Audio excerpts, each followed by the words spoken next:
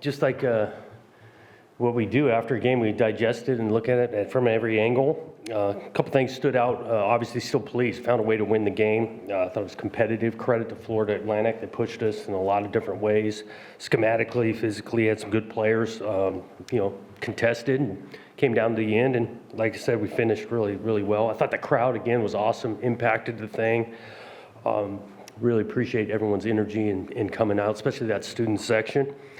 On our end, definitely looking to clean some things up offensively. I'll start there. It's 11-man football, and we had too many times whether just missed assignment, missed identification, and so we're not IDing the front correctly, and we got too many free hitters in the run game. Got to find ways to be more efficient there. In the pass game, so much is about detail. I did think the protection, for the most part, showed up pretty well. I thought, we had time to make throws. The pocket was clean a lot of the time. Not all, but a lot of it. So I was pleased with that part. And then it comes down to, taking care of the ball in red zone efficiency. We just wasn't where we need to be, and we got to take a step there, and excited about the opportunity to kind of dive in and improve. Defensively, a lot to like. We were on the same page. Communication throughout the game was solid. Thought they played with great effort. Running the ball, tackling for our first game. A lot of good tackling, not a bunch of missed tackles. Guys playing with leverage. It just comes down to we have to be able to finish plays with greater awareness, just smarter the penalty side.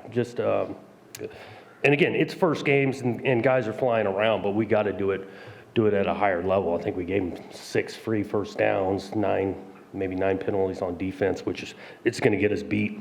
Special teams wise, that pin punt changed the game. Eckley gets it down, we cover it really well, gets the ball on the 1, turns into a safety, turns into a great field position, so that was awesome to see. In general, though, I think our coverage can get cleaned up. I think we got exposed. I know we had a long return that we got a penalty on, but we're not in great lanes. We got to clean up our coverage. We can get exposed there, and so that'll be a point of emphasis kind of this week in practice. I've told you guys on the injury side, we're not going to day in and day out be talking about a ton, but we did have a couple of guys go down that'll be longer term injuries. Alante Brown will be, hopeful to maybe November coming back.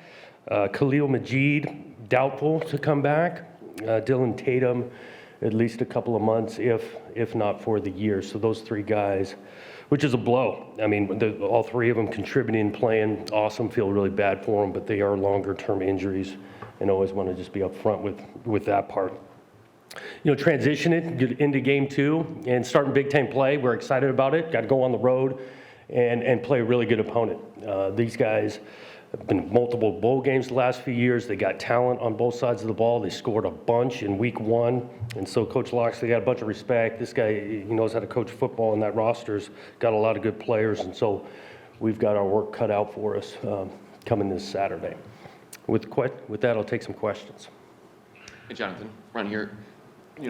Does it help at all when your game 2 is a Big Ten game on the road? I mean, versus staying at home playing like an FCS opponent, as far as increasing the sense of urgency for that improvement. Right. Yeah. It adds to the challenge. I think it's.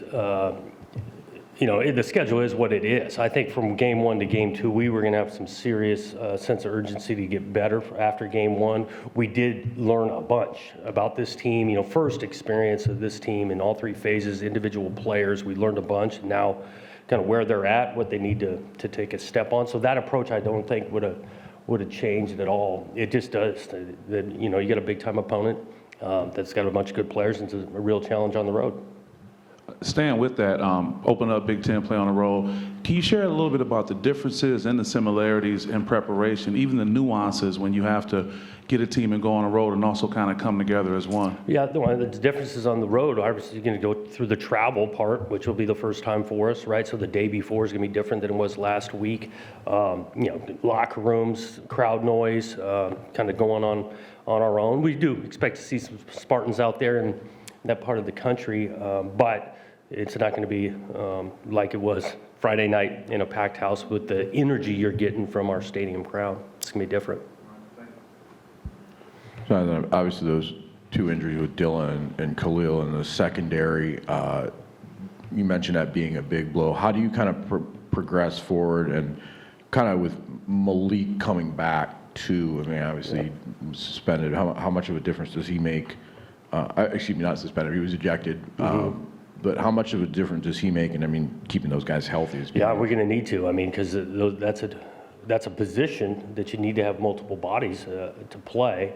Especially you think about DT's the flexibility. He can play nickel, he can play safety, he can play some corner a little bit last year, so he had some position flexibility that now we don't have. So yeah, getting Malik back, huge. Nakai obviously had a nice game, and we've got some, answers, but it's always going to be the next man up. This game's a physical game, and different positions are going to take a blow or two, and we got to have the next guy to step in.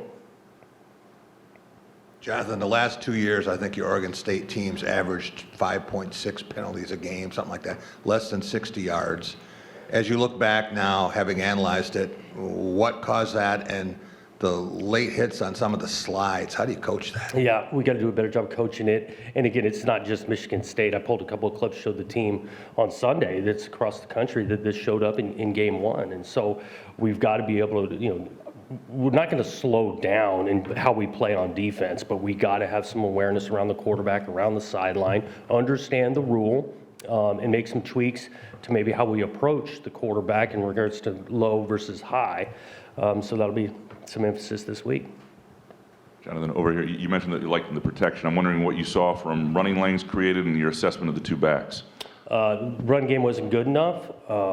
Just the efficiency of it. We had the long run on the 1, but we've got to identify it correctly to start, more consistently correctly. And then we got to get some movement. And so we've got to create some more space for those guys to go. I did think Kayron carried the ball pretty well, did some good stuff. Nate did some good stuff when there was more to run through. And sometimes we're gonna have that. Our style of play, they're gonna load the box at times, and there's gonna be some 2-yard runs, 3-yard runs. We just had way too many of them. We need to get more in the 6, 8, and it starts with identification and some movement up front.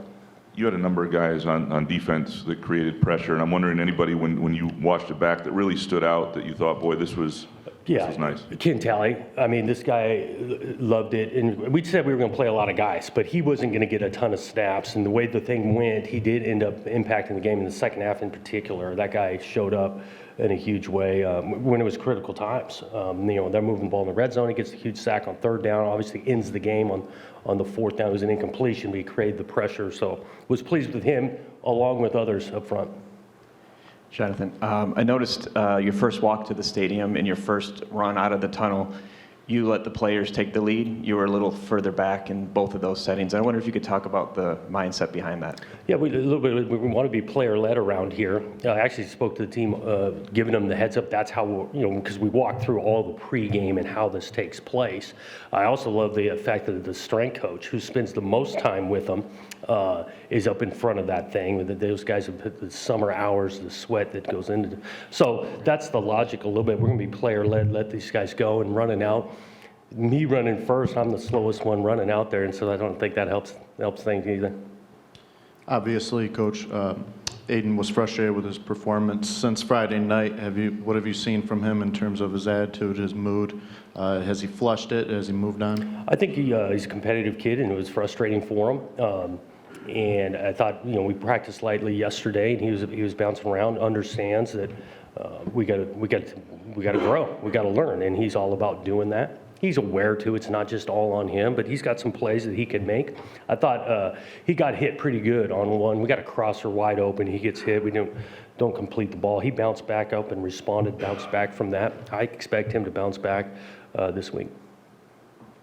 Just wondering, what was your first experience running into that stadium? You talked about the energy in general, but what do you remember about entering that stadium for the first time? Anything strike you? Well, I've always liked Thunderstruck. I mean, even growing up. So that thing playing and going, smoke, energy, the band's right there. It was fun. I'm also wondering, I know you can't change the rule in midseason and you got to coach for it, but in your opinion, does that rule in the offseason need to be revisited because defensive players are in midair and quarterbacks all over are sliding down, and you can't stop yourself, That's and your hard. helmets are going to hit. It is. Does that rule need to be revisited in your mind? They could revisit it, look at it. Again, I'm not here to say it needs to get totally changed. It's a tough play. I mean, that immediate instance where he's going full speed to turning into defenseless, it's tough. And the reality, I do think proper way to tackle it oftentimes on ball carriers is to go low, cut their motor. We want to tackle their legs. Well, when you're doing that, and then all of a sudden immediately he goes down, you're going to run into some of these things. So it's a tough play. We got to continue to coach it and gain awareness from it, and our guys will. But I'm not here to say flat out the rule needs to be changed tomorrow. Jonathan, you were talking before the season about having depth at receiver and guys stepping up. Nobody was able to record even 30 yards receiving. I don't know how often that happens in games you've coached, but I guess what are you looking from that group game 1 to 2 to really establish? Yeah, details. Those guys, they play a little bit more man coverage that we saw last week. We got to be able to separate, but details on where I split, how far I go on my depth. I got to be able to separate man coverage with some stair step techniques and things like that. I'm confident in that group. Again, week 1 to week 2 to week 3, we got to continually improve. We've got some talent in that room, and we got to take a step in our pass game. Maryland presents different challenges than FAU does offensively, especially with the way that they can move the ball, through the air. Just what are you looking for from your defense to be able to, I guess, present this new challenge? Yeah, it is a challenge because they've got talent outside that can make you miss. Quarterback with a strong arm who's a willing runner. Coach Lux has done it at a high level on that offensive side for a long time. So it's a serious challenge, different than week 1, right? Just in the passing game. Which is, week in and week out of college football, you're going to have some different challenges, but they present a serious one on that side. Getting on the road for the first time, too, I guess, how do you approach it with the guys with the longer extended period here between games and just the impact that you guys need to make right now with a Big Ten game right out of the chute here? Yeah, so you got to be able to start fast. Our routine on the week, whether we're on home or away, doesn't change a ton. We'll be back to our practice starting tomorrow. Those 3 practices will be very similar. Now, we might pump in a little crowd noise for the offense versus the defense like we did when we were playing at home. Our approach on Fridays before we travel, we try to get some work done meetings-wise and things before we get on the airplane, and then try to get a good night's rest on the routine. Starting Big Ten play, again, our approach can't totally change, and it really won't. Big Ten game or this opponent, that type of thing, we're sticking to a process and looking forward to getting another opportunity. Jonathan, I'm wondering, you talked about Maryland's offense a little bit. They didn't, I don't know if it was a shutout, maybe they allowed one, but just defensively, what did you notice from those guys? They returned a bunch of players that had played last year. I think the veteran defensive front. We got a couple of safeties that can run and make plays. That can transfer at corner. They got some challenges there, and they won one handily last week. I think they gave up 7, and so that it's a good outfit. Is it a deal where you have to prepare for both quarterbacks? I know both played. The one got hit though, but is it a deal where this week you just had to be ready for both? Yeah, you got to kind of be ready for both. Again, both of them have skill set to be able to run the ball and do some things. So we're counting on seeing both of them.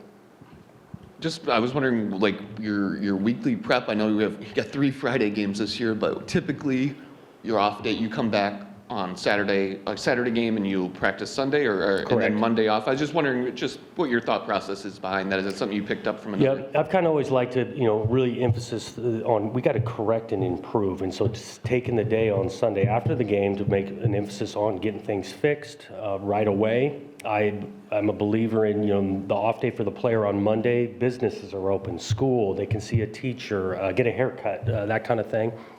Like the full day allowed for the coaches on the game planning side, and so we've been doing that for a while.